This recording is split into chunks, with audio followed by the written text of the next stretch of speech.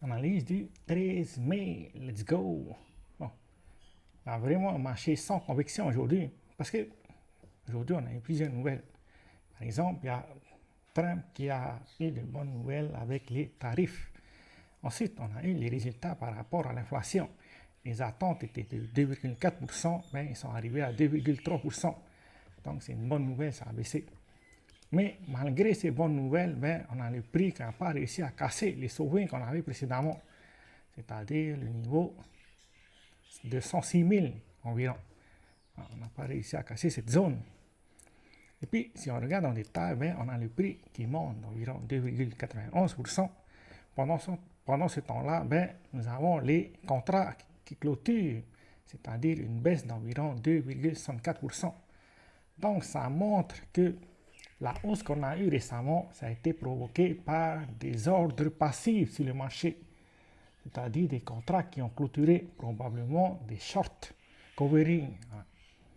Parce que si on regarde bien là ici, on peut voir que les CVD baissent, que ce soit futur et spot. Donc, il faut s'attendre à un marché indécis où on reste dans cette zone, c'est-à-dire entre notre dernier swing high aux alentours des 106 000 et notre dernier swing low aux alentours des 100 700. Donc, c'est les niveaux à surveiller. Par exemple, on va marquer là, cette zone.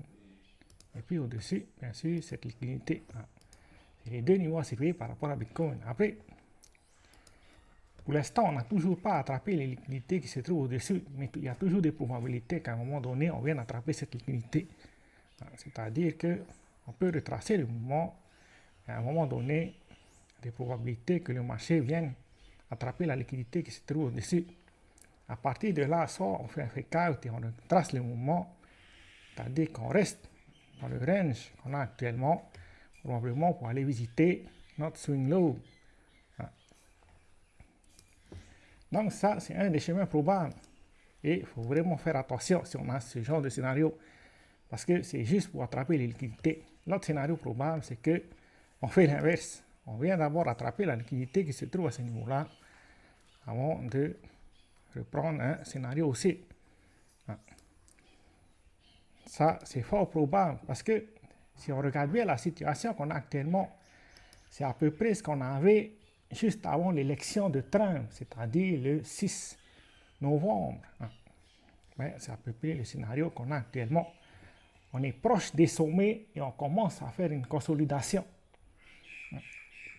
Bon, bien sûr, l'autre scénario probable, c'est qu'on fait un pullback, c'est-à-dire qu'on vient combler les gaps qu'on a laissés, probablement pour aller tester notre interim low avant de reprendre un scénario haussier.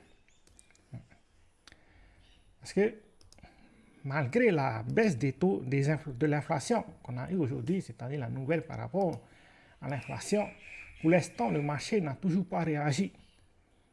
Parce que si on regarde en juin, le marché ne pense toujours pas que Powell va baisser les taux d'intérêt en juin.